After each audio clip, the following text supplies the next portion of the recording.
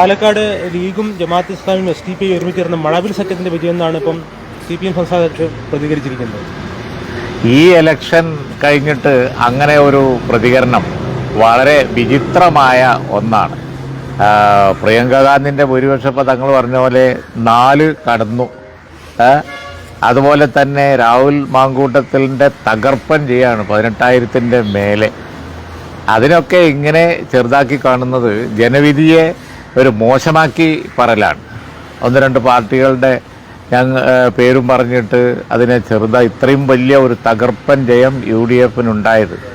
ചേലക്കരയിൽ വോട്ട് കുത്തനെ കുറഞ്ഞു, UDFിൻ്റെ വോട്ടുകൾ കുത്തനെ കൂടി. ഇത് UDFിൻ്റെ ഒരു തകർപ്പൻ ജയത്തിൻ്റെ ഒരു കഥയാണ്. അവിടെ അതിനെ ചെറുതാക്കാൻ വേണ്ടി ഇപ്പോൾ CPM ജനറൽ സെക്രട്ടറി ഗോവിന്ദ മാഷ് പറഞ്ഞതൊക്കെ ആളുകൾ കേട്ടാൽ ചിരിക്കുകയുള്ളൂ, അല്ലാതെ വേറൊന്നും ഉണ്ടാവാൻ പോകുന്നില്ല. ഇവിടെ പിന്നെ എല്ലാ കുപ്രചരണങ്ങളും ഇപ്പോൾ പാലക്കാട്ട് ഇറക്കിയ ആ സപ്ലിമെൻ്റൊക്കെ ഒന്ന് ആലോചിച്ച് നോക്കിയേ. അവർക്ക് തന്നെ ആകെ പരിഹാസ്യരായില്ലേ, വേണ്ടില്ലായിരുന്നു തോന്നുന്നുണ്ടാവും. 21 ലക്ഷത്തോളം സന്തുഷ്ടരായ ഉപഭോക്താക്കളും 2 ലക്ഷത്തോളം തിമിര ശസ്ത്രക്രിയകളും പൂർത്തിയാക്കിയ മലബാറിലെ ഏക കണ്ണാശുപത്രി Al Salama high hospital, hospital road, Perinthalmanna.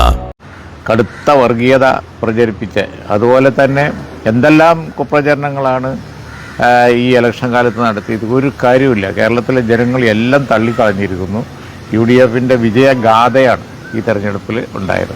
ഈ ഭരണവിരുദ്ധ തരംഗം ഇല്ല എന്നുള്ളതാണ് ചേലക്കര സൂചിപ്പിക്കുന്നതെന്നാണ് CPMൻ്റെ എല്ലാ നേതാക്കളും പറയുന്നത്. അപ്പോൾ അതിനെങ്ങനെയാണ് കാണുന്നത്? കഷ്ടിച്ച് രക്ഷപ്പെട്ടത് കൊണ്ട് അങ്ങനെ പറയാൻ പറ്റുമോ? കാരണം ഭരണവിരുദ്ധ വികാരം കൊണ്ടല്ലേ ഏതാണ്ട് 40,000-ഓളം കഴിഞ്ഞ രണ്ടാം പിണറായി ഗവൺമെൻറ് വന്നപ്പോൾ കിട്ടിയ വോട്ട് കുത്തനെ കുറഞ്ഞ് താഴോട്ട് പോകുന്നില്ലേ. 3,000 വോട്ടേ ആ തെരഞ്ഞെടുപ്പിൽ ഷാഫിക്കുണ്ടായിരുന്നുള്ളൂ. അതിപ്പോൾ 18,000ആയി. ഭരണവിരുദ്ധ വികാരം തന്നെയാണ്. അതൊരു ചേലക്കരയിലൊരു തോൽവിയിലെത്താത്തതിന് അവർ ഭാഗ്യം എന്ന് വിചാരിച്ചാൽ മതി, അത്രയേ ഉള്ളൂ. ഒരു പഠിക്കൽ ആവശ്യമില്ലേ ചേലക്കരയിൽ തോൽവിയിൽ?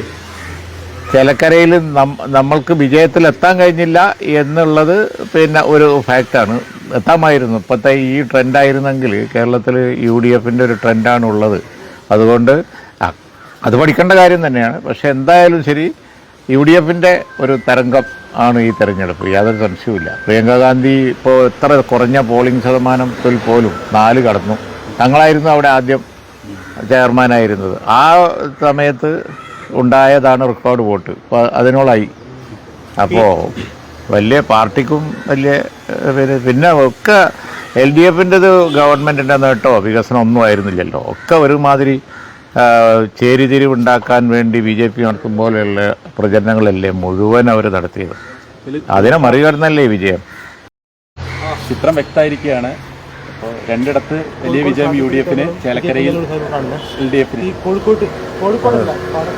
ഇപ്പോൾ ഞങ്ങൾ കൂടുതൽ ആത്മവിശ്വാസത്തോടെയും സന്തോഷത്തോടെയാണ് ഇപ്പോൾ നിങ്ങളെ അഭിമുഖീകരിക്കുന്നത്. നേരത്തെ ഇലക്ഷൻ വോട്ടെടുപ്പ് നടന്നുകൊണ്ടിരിക്കുന്നതിനിടെയായിരുന്നു. ഇപ്പോൾ ഏതാണ്ട് എല്ലായിടത്തും പൂർത്തീകരിച്ച് കഴിഞ്ഞു. ശക്തമായൊരു മുന്നേറ്റം തന്നെ UDFിന് ഈ കാര്യത്തിൽ ഉണ്ടാക്കാൻ കഴിഞ്ഞിട്ടുണ്ട്. കാരണം പോളിംഗ് ശതമാനം കുറഞ്ഞിട്ടും UDFിൻ്റെ വോട്ടിംഗ് ശതമാനം കൂടുകയാണ് ചെയ്തിട്ടുള്ളത്. പ്രത്യേകിച്ച് വയനാടിനെ സംബന്ധിച്ച് പറയുമ്പോൾ രാഹുൽ ഗാന്ധിയുടെ ആദ്യ തെരഞ്ഞെടുപ്പിൽ അദ്ദേഹത്തിന് ഉണ്ടാക്കാൻ കഴിഞ്ഞിട്ടുള്ള ആ ഭൂരിപക്ഷത്തിൽ തന്നെ വന്നു എന്നുള്ളത് UDFിൻ്റെ ശക്തമായ ഒരു പ്രതീക്ഷ തന്നെയാണ് അവർക്ക് വെച്ച് പുലർത്തുന്നത്.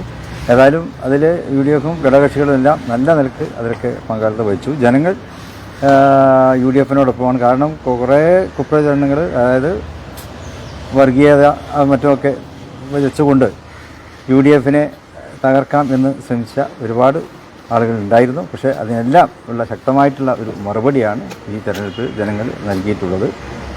UDF ശക്തമായിട്ട് തന്നെ മുന്നോട്ട് പോവുകയും ചെയ്യും. പ്രിയങ്ക ഗാന്ധിയെ ഞാൻ അഭിനന്ദിക്കുകയാണ്. അതുപോലെ തന്നെ പാലക്കാടിനാണല്ലോ വളരെ ശക്തമായൊരു മത്സരം നടന്നത്. അവിടെ UDFിന് പ്രിയപ്പെട്ട നമ്മുടെ രാഹുൽ മാങ്കൂട്ടത്തിന് ഉണ്ടാക്കാൻ കഴിഞ്ഞിട്ടുള്ള ഭൂരിപക്ഷം തന്നെ കേരളത്തിൽ UDF ഇപ്പോഴും ശക്തമായിട്ട് തന്നെ മുന്നോട്ട് പോകുന്നു എന്നുള്ളതിൻ്റെ സൂചനയാണ്. പാലക്കാട് പിന്നെ അവിടെ ആയിരുന്നല്ലോ കൂടുതലായിട്ടും വലിയ പ്രചാരണങ്ങളൊക്കെ നടന്നത്. അപ്പോൾ അതിനൊക്കെ അതിജീവിക്കുവാൻ രാഹുൽ മാങ്കൂട്ടത്തിന് സാധിച്ചു. അവിടെ മുസ്ലിം ലീഗും അതുപോലെ തന്നെ കോൺഗ്രസും മറ്റ് ഘടകകക്ഷികളും എല്ലാം മുന്നോട്ട് വെച്ച നയങ്ങൾ അതാണ് ശരി എന്ന് ജനങ്ങൾ അംഗീകരിച്ചിരിക്കുകയാണ്. അതിൽ തന്നെ ഞങ്ങൾക്ക് വലിയ സന്തോഷമുണ്ട്. പാലക്കാട്